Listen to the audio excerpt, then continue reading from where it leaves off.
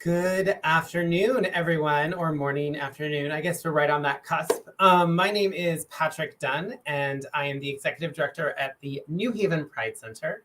It is my honor to welcome you to another program of Pride New Haven, which has been going on all week long. We started on Sunday, and we go all the way until this coming Sunday. You can learn more about all of our fantastic events at newhavenpridecenter.org/2021 Pride. So as I said, today is part of our Pride program, but before we begin, I just want to take a moment to acknowledge the land on which the New Haven Pride Center it was founded and operates.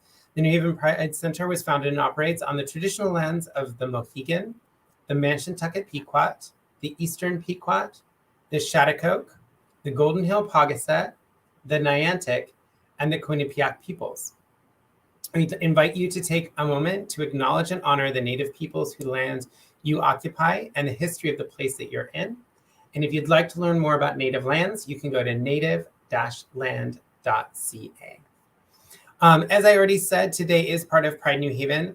And we wanted to thank some amazing folks who helped make Pride possible. So we want to take a moment to thank our amazing Pride co-producer, Gotham City/Empire Entertainment Group, and to all of our presenting sponsors, which include the Community Foundation for Greater New Haven, Stop and Shop, the City of New Haven Department of Arts, Culture, and Tourism, the State of Connecticut Department of Economic and Community Development, Gilead, and Healthcare Advocates International.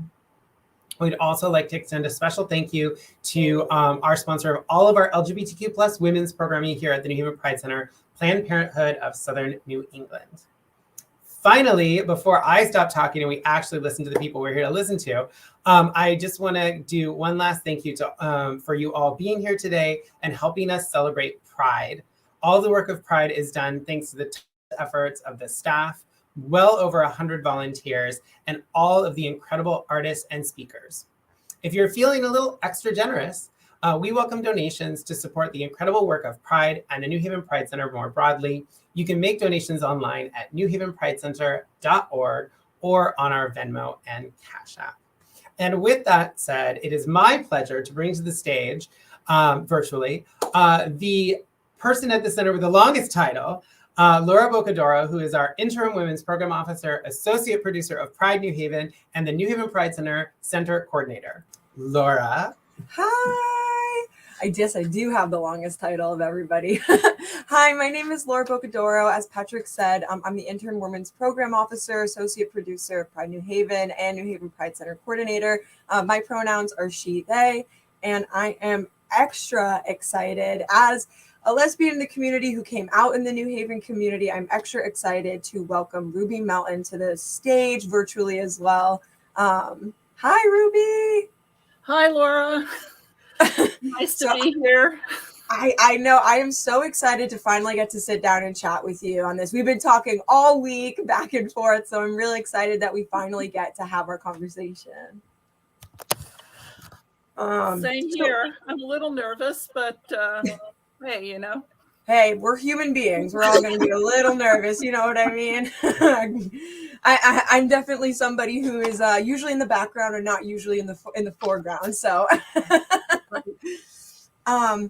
but we'll just kind of kick right into it. I'm really excited to have this conversation and I've already learned so much about you in the past couple of days that I'm just really excited to kind of rehab conversations we've already had.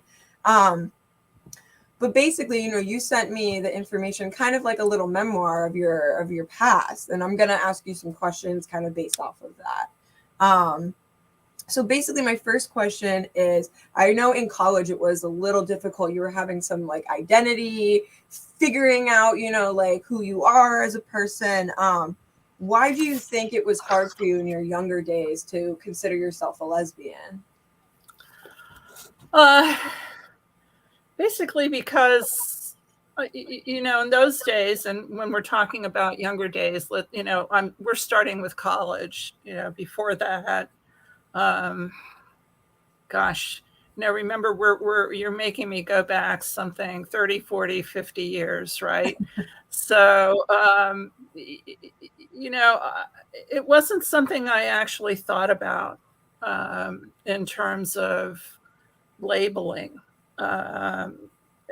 we I never thought about myself as a lesbian, and I didn't know any lesbians or of any, even though I'm sure there are plenty around.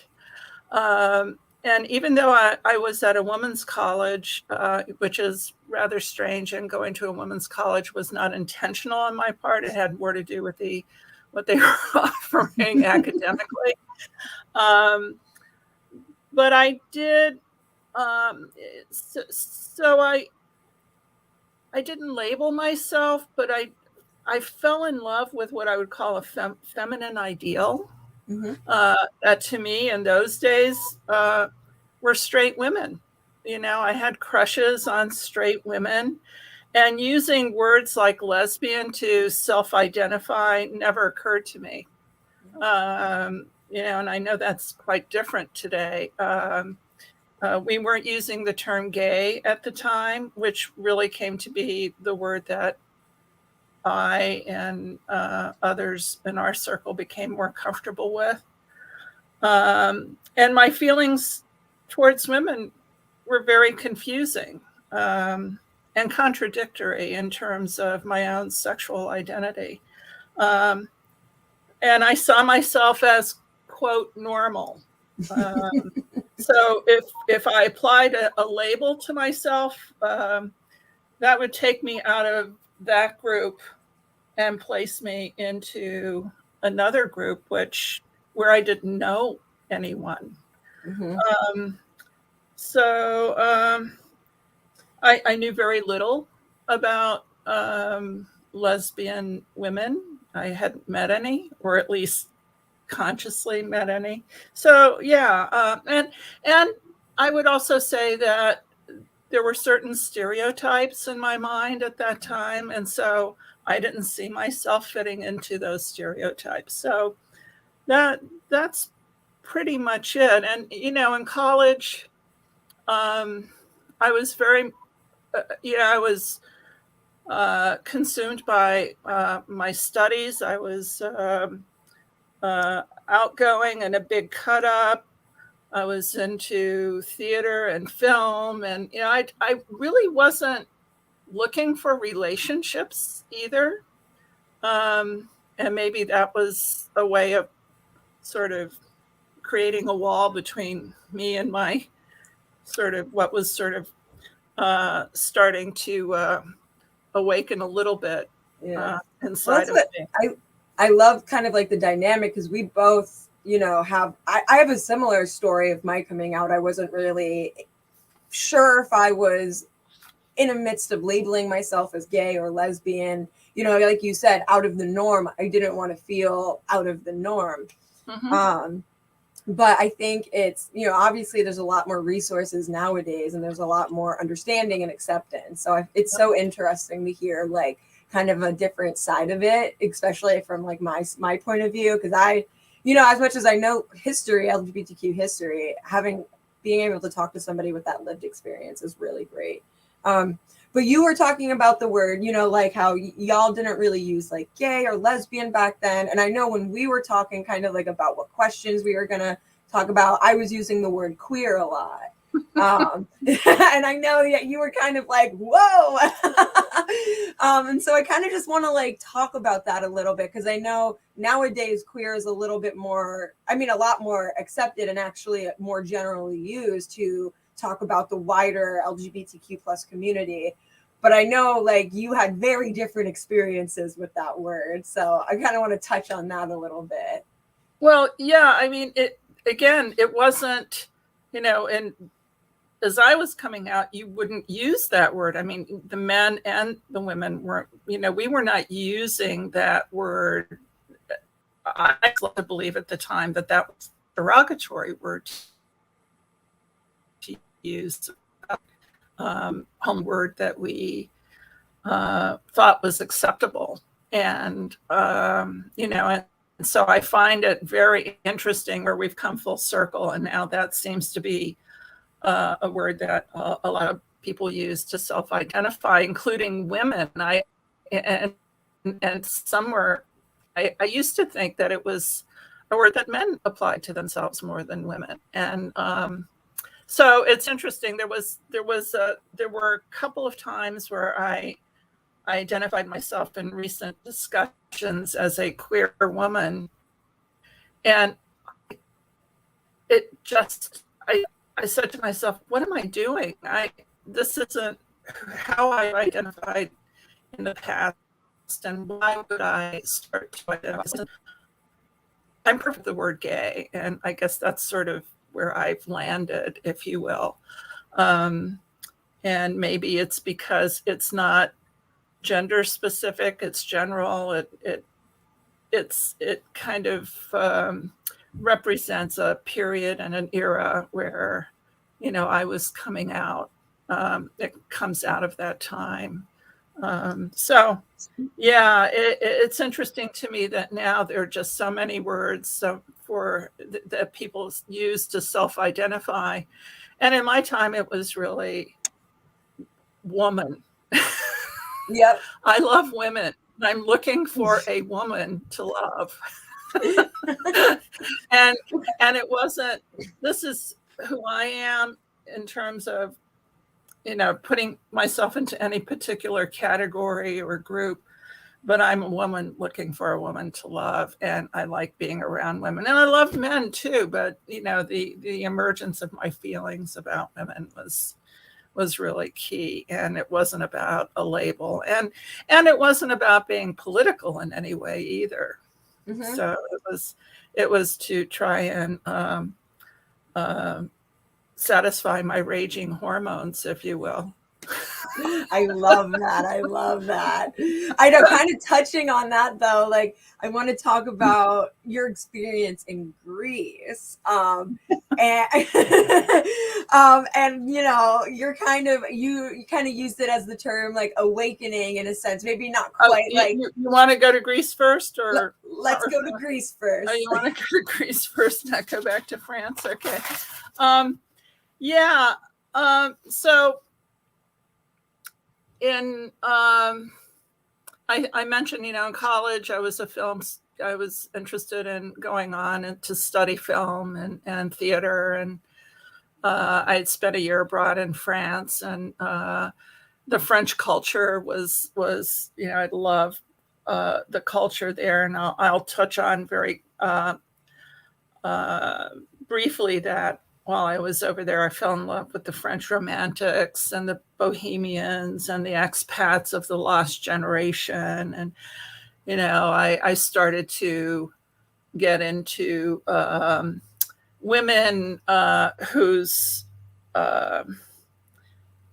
lives were more involved with emotional intensity rather than sex. Mm-hmm.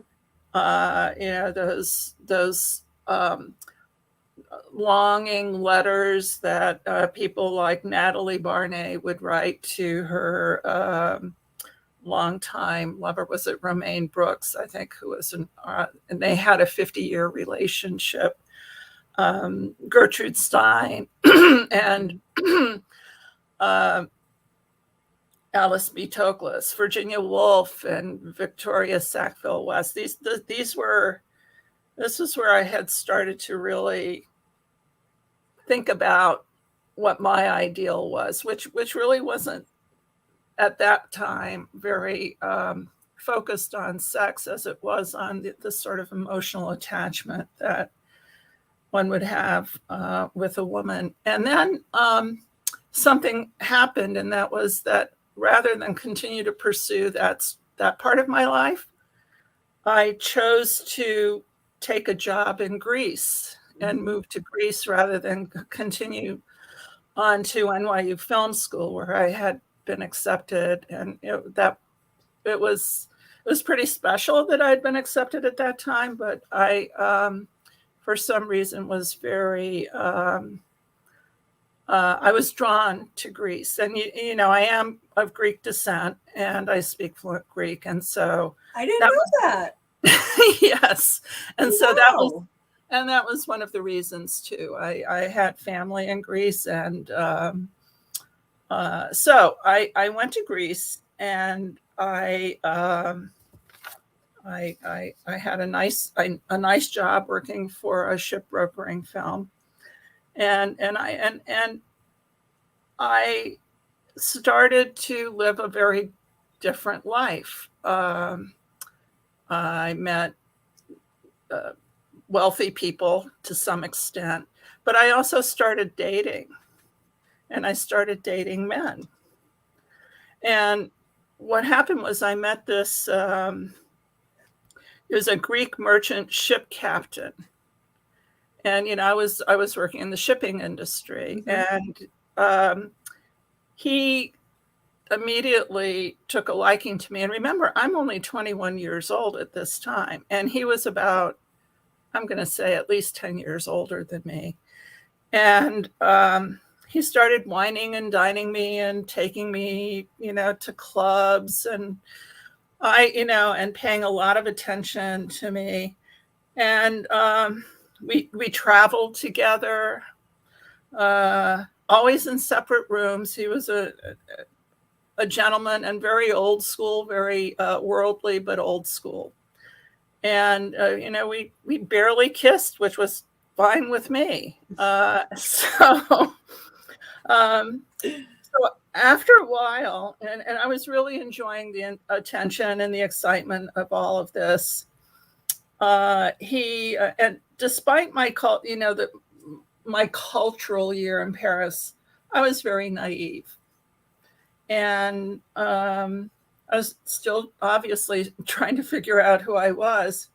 So when he invited me to go to meet his family on the island of Kalymnos, and he came from a very prominent Greek family, I said yes, thought nothing of it. And while I was there, he put me up with his grandmother, literally in an ivory tower. I mean, in a tower room. Wow. Overlooking this beautiful setting in Greece. Anyhow, so he put a party together. He invited his friends and his family, and we had a wonderful time. And after everyone left, and we're on this veranda together, and his name was Alfredo. Overlooking, palm trees and the water, and which led into a dining room with a big round table. And this is going to be very important. He asked me to marry him. And I literally, my mouth dropped open, and I panicked, and I walked into the room where there was this table, and I started pacing around the table, and I said, no, I can't. I just can't. And he wouldn't take no for an answer. And he was starting to get angrier. And literally, I'm walking around the table, and he's walking behind me, and he has a ring in his hand. And after a while, I was so I turned around and I faced him, and I literally said to him, "But I don't even like men." And that stopped him in his tracks. I froze, and I can hardly remember what happened after that, except that it was a very quick trip back home to Athens. Mm-hmm. And I was like, okay, something just happened here. And it wasn't just something that happened between me and him, but it was something really significant that happened to me at that time. Because, why did I say that? I had been reading some of the feminist literature that had come out, Germaine Greer, Betty Friedan, but I wasn't, this wasn't something I had been thinking about a lot. I was just really into my life there, the meeting the Greek ship owners and, traveling and all of that. But that really changed everything. That really changed everything. I realized at that time that this was all just not who I Kind of, was. yeah, kind of, you know, those experiences just kind of help you figure out who you are in a sense when you're put in those high pressure situations. Yeah. Especially someone asking you to marry them. It was the first and only time anyone did that. Well, no, wait. Well, no, Gail didn't ask me to marry her. We kind of that comes later. Yeah. I'm gonna skip a couple of our questions, just 2 of them, and I'm just gonna like originally, because I know you were in and out of New Haven and you were in New York as well. Kind of, when was your first, like, when was like maybe your most memorable experience in New Haven, or like your first time in New Haven and in the LGBTQ scene? Oh boy, in New Haven. Well, you know, that's a long, complicated story, really. That's a hard one. So I moved to New Haven in 1978 after a really bad relationship. It was my first, I would say, my first intimate relationship with a woman, and she was a bisexual woman who wasn't really sure about herself, and you know, there's a lot of story there, and our life in Stanford and in New York and Key West. But when I came to New Haven, you know, I really didn't know anyone, and in the early years that I came here, I was pretty. It was the reason I came here was to escape that relationship, and I bought my condo here on the water, and one of the more interesting things that happened to me almost immediately was it was kind of like all of these lesbians and gay men came out of the woodwork. So many lived here where I chose to make my home and still live. Lesbian couples, gay, you know, men, and they found me. I didn't find them. You know, I was walking around, and somehow, you know, they would come up and introduce themselves to me. And my even the president of the condo association was, you know, she was a lesbian who was living here with her lifelong partner. And so I guess probably the most significant thing that happened, you know, in the early days, I kind of wandered around the region looking for women and wasn't really sure where to go. I had gone to the Brook in Westport, which had a woman's bar in the back, and I always went alone. I really didn't have anyone to go out with. Even, you know, the people that I was starting to meet here weren't people that I felt comfortable going out with in the beginning. And I signed up with a dating service out of Greenwich, and I went on dates and I was still New York centric at the time. So when you talk about New Haven, even after I moved here, I wasn't sort of focused on New Haven until I realized that it was kind of a drag to go to New York all the time. And I wasn't meeting a very interesting group of women, and more of them were committed to their professions. I was still looking for women who were that sort of straight, normal profession, you know, who were in the professions and all of that. I wasn't really open to a much broader spectrum of who, you know, what might be possible in terms of meeting women. So I went alone to the only bars that I knew, and most of them were men's bars with women's bars that were tucked away in the back, like the Brook Mm-hmm. And Partners in New Haven had a woman's bar downstairs. But my experience had been lights and disco, and Yep. I liked the men's part of the bar, but you're not meeting women in that part of the bar, right? But I found those bars pretty drab and depressing, to be honest. I was wishing more that I had a beautiful woman partner to go dancing with or something, and that just didn't seem to be what was there at the time. I started going into New Haven, with my Sunday New York Times, hanging outdoors at venues in New Haven just to, I was cruising Yaleys, to be honest. I was, that didn't go anywhere. And then in 1980, I started law school, and that was a really big change for me. That was also a pivotal decision for me. And I started law school at the age of 30, and I was commuting to law school in New York. But I was still sort of wandering around in New Haven at the Yale libraries, cruising, looking, while I was studying at that time.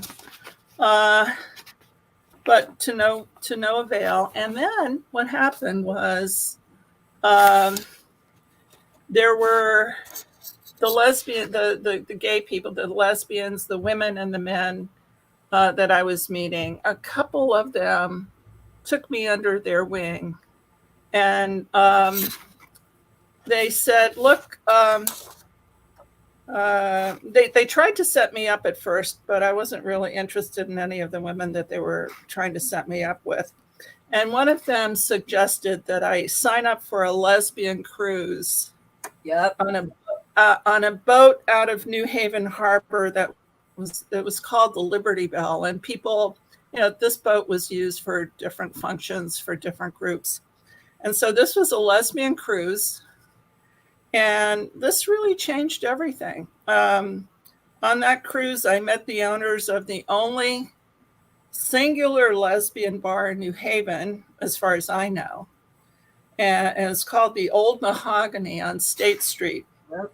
I think there was a bar in Southington that I never went to, and I can't recall its name. But this, in addition to Partners in New Haven, and there may have been other venues, and I know the Yaleys had their own spaces. These owners met me on this cruise, and they also took me under their wing. And I guess that was happening a lot back then. So that became my my home in a way, away from home, while not studying or commuting to classes. I could be found at the Old Mahogany. Yeah. And the women there were really a fascinating mixture of college students, mostly from Southern, professional women, social workers, teachers, Yale workers, government workers, blue collar workers, bikers, the whole gamut, but mostly young, and from time to time a couple or some older people would come in. But the owners, who were always looking out for me, and that I was having, and one of them I think had a thing for me, said, "Hey, how would you like to be a bartender here?" Because, everyone flirts with the bartender. Yeah. And bartenders. I actually met my girlfriend. She was a bartender at a queer bar. There you go. And that's how we met. It's true, and when you watch movies, I always watch the bartenders in movies. So anyhow, the owners were always looking out for me, and they said, you should be a bartender here. And so after a crash course on how to make a tequila sunrise and vodka and tonics and so on, I became the weekend bartender of New Haven's Lesbian Bar. And and guess what? Women started hitting on me right and left. And what an amazing feeling that was, because this was a whole new set of feelings that started to wake up in me. Before it was the romantic ideal, and and I fell in love with all these straight women. And so here are all of these young women and little baby dykes that is pretty much how they self-referred. Young women in their 20s who were hitting on me. And so I started dating these very young women, who, and started to feel my oats and make up for lost time. So that was, I'm sorry. I've been talking a little bit. Yeah, I'm just sort of You're taking off fine. here. You're fine. You're fine. I know Old Mahogany. Do you know what year it ended up closing? I really don't, because I was in law school between 1980 and 83. And that's when I sort of discovered the New Haven scene and was, and that's when I, during that time I met Gail. And then we immediately in 83, just after we got together, moved to New York for a while, came back in 1989 and have been here since. But I think it closed during that time. Yeah. I know I had a similar, when I first moved to New Haven and I kind of had my self-discovery moment. I never knew that there was a place in Connecticut like New Haven, a place where like you could walk down the street holding your girlfriend's hand. I mean, I know it wasn't the same exactly, right, when you were in New Haven then, but I also had a thing, there was a lot of like gay men-centered spaces and not a lot of women-centered spaces. Right. I mean, even now, like there's no specifically like lesbian or queer woman bars in New Haven. But I think it's wildly more accepted now, like gay men, queer men, queer women in the same space. And don't you think the big change that one of the reasons there aren't any sort of specifically women-centered bars is that it's more acceptable to be, you can go to almost any bar or any space in New Haven in particular, where, I think we're lucky to live in a city like this where you can be with people, who come from different, who have different sexual orientations and, and mix with other people, show affection to each other. And it's not like you have to go to a lesbian bar or, you want it. Sometimes it's nice to be with people, who are like you, but it's also not mandatory any longer. That's not where you're necessarily going to find. You may find someone in any bar in New Haven. Let's put it that way. Yeah, I know. I know you met Gail, your current, your wife. Yes. In New Haven. Yeah. Kind of. Let's hear a little bit about that story. And like, I know you and Gail kind of had your own ways outside of the bar scene in New Haven to make friends and whatnot. Let's kind of hear about that.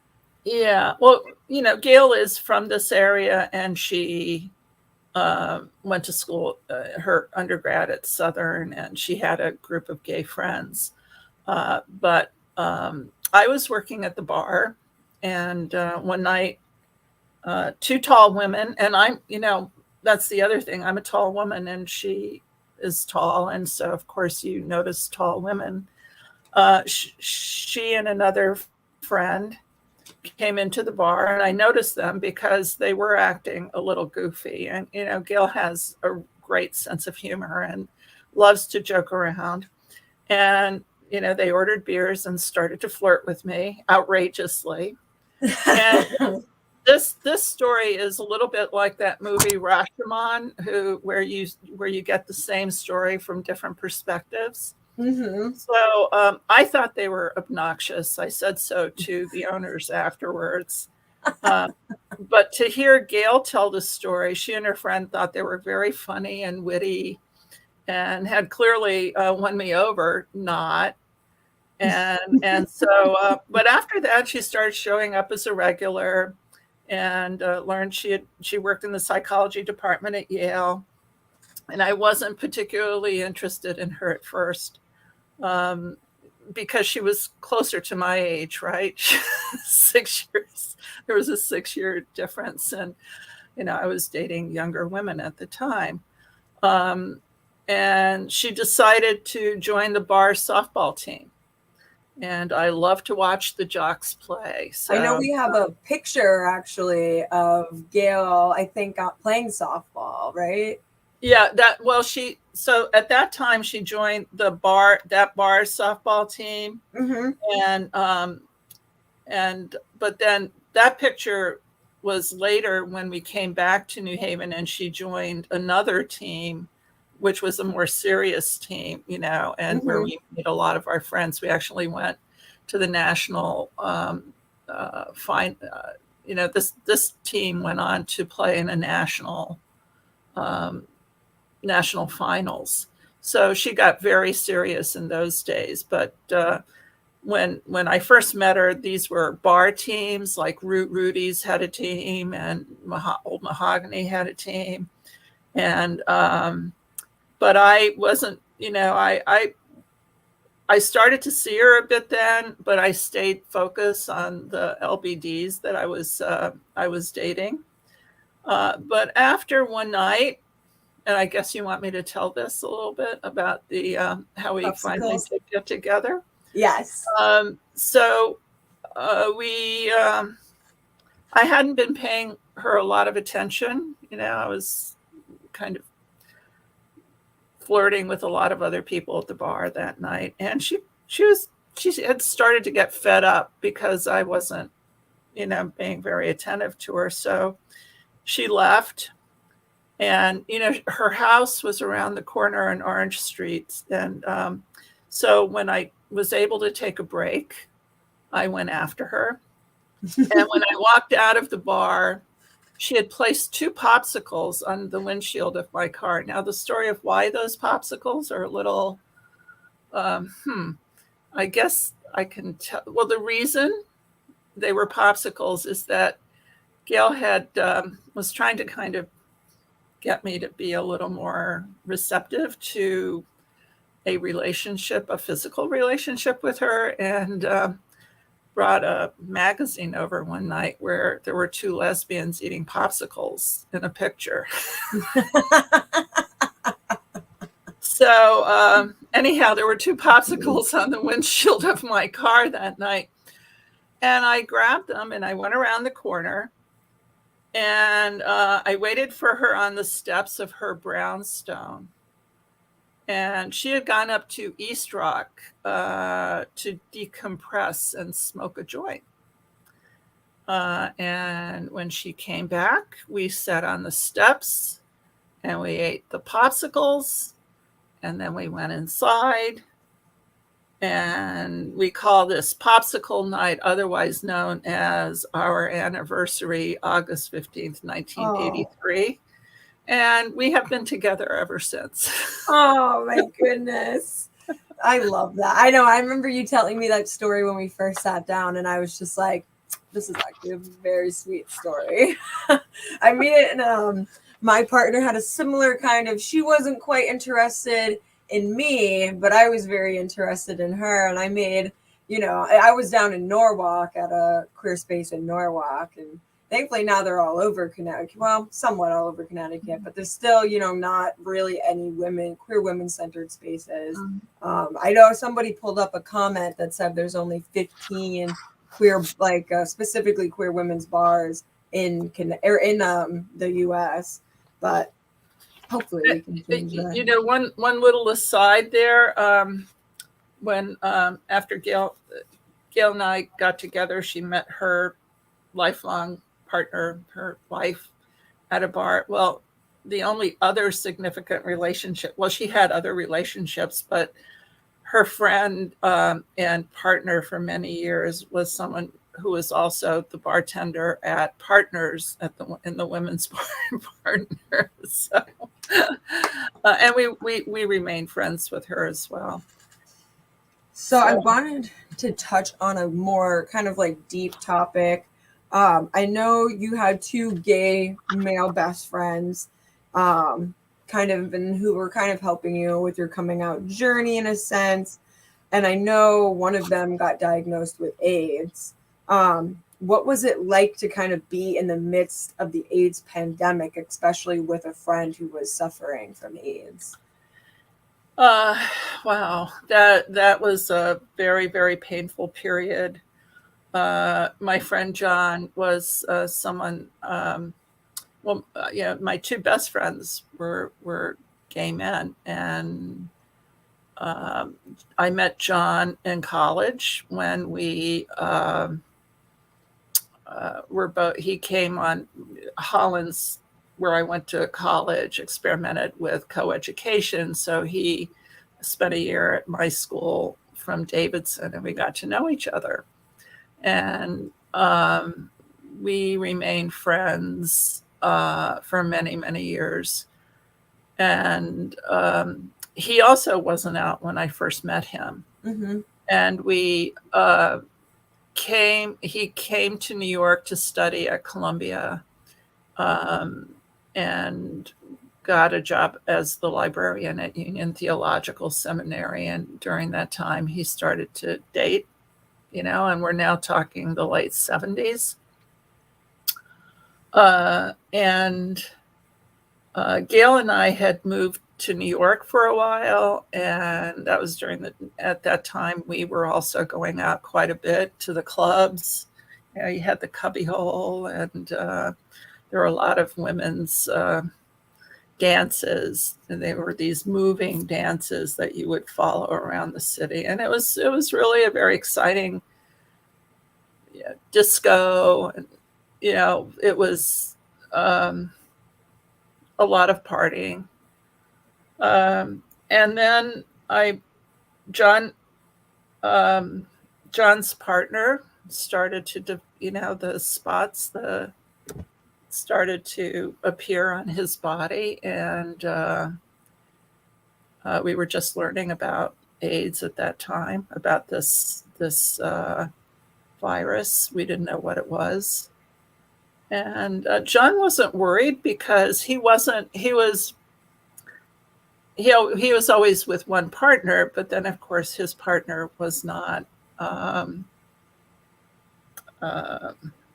monogamous. Mm-hmm.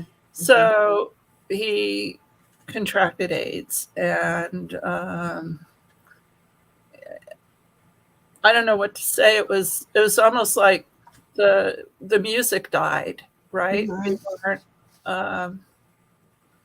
We hardly ever went out again in New York. We were with John a lot. So, and we were there when he died, and it was hard. Sorry, continue. No, go ahead. I was just going to say, like, I know there was a lot of, like, the lesbian and LGBTQ women community really did do, kind of like their tireless work to take care of the community during the AIDS crisis. Yeah. Obviously they weren't the only ones, but, they weren't being affected as much as gay men and trans folks were being affected. And so, that's just something that I guess us lesbians can be proud of. We weren't the only ones, but we helped. Yeah. And John was, it's interesting because while he was sick, he cared for other friends of his who died.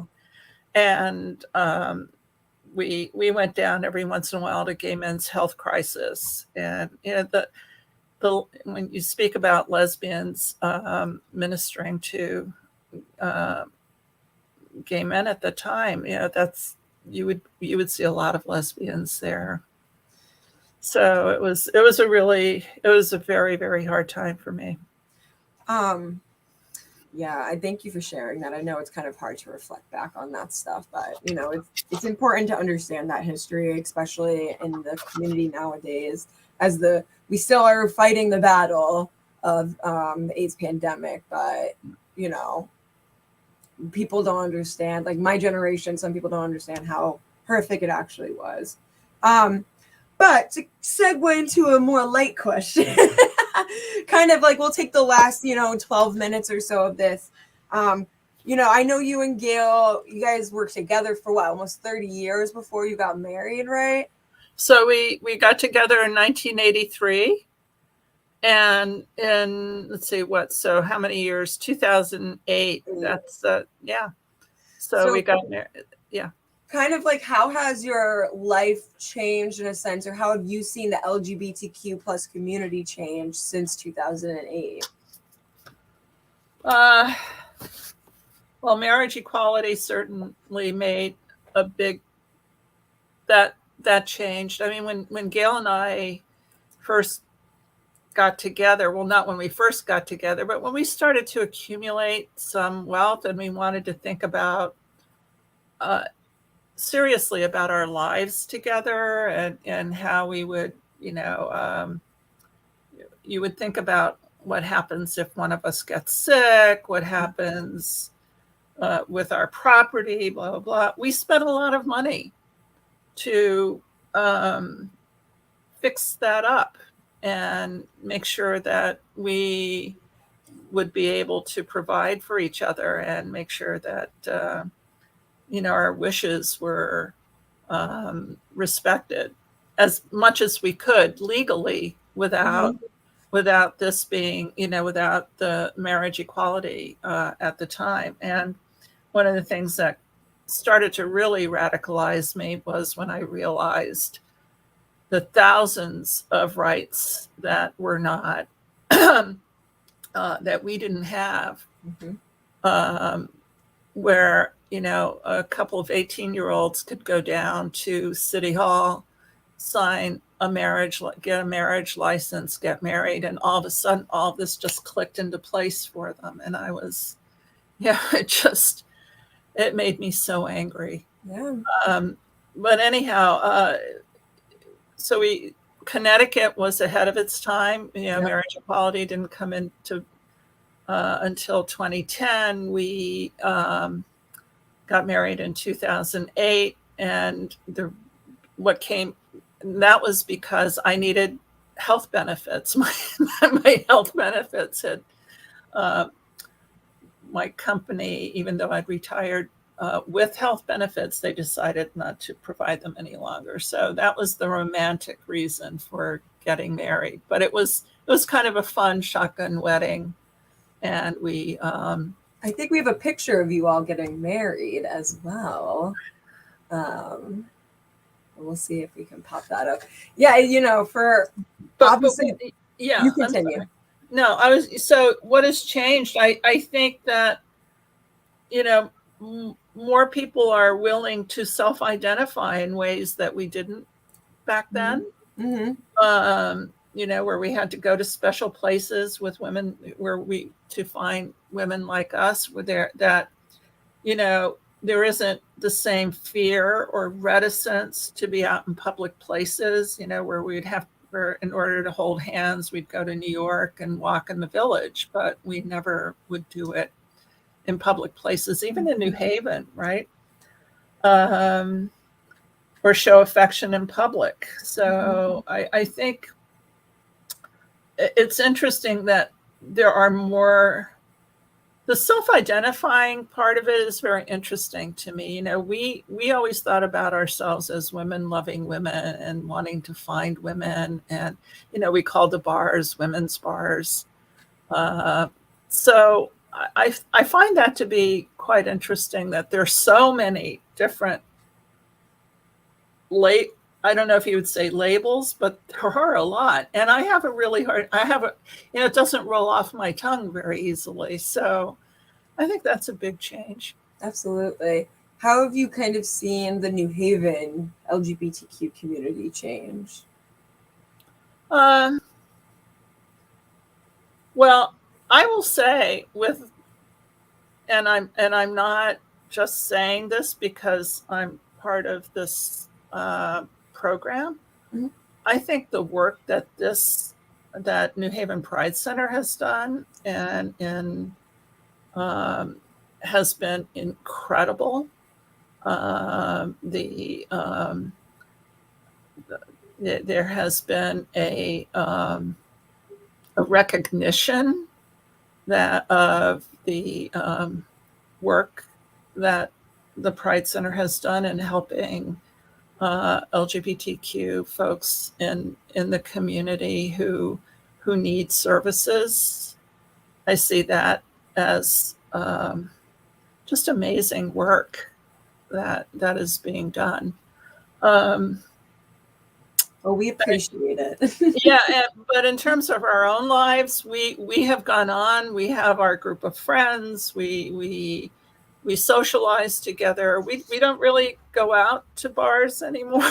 So, we have parties with our friends, with our neighbors. So it's and we have we would go to gay-friendly places like Provincetown quite a bit, on vacation at spots like that. Over the years, we don't even do that as much anymore.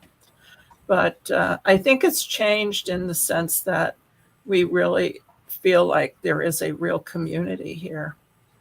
Mm-hmm. Absolutely. I definitely have made New Haven my home, I've lived in couple of different places in Connecticut, and I have never felt more accepted in New Haven, especially, being able to work for the center and being able to immerse myself so much in the LGBTQ plus community in New Haven, and being able to listen to kind of like your fun stories and stuff like that. It's like really cool to see that side of like New Haven and like the social aspect of New Haven back then.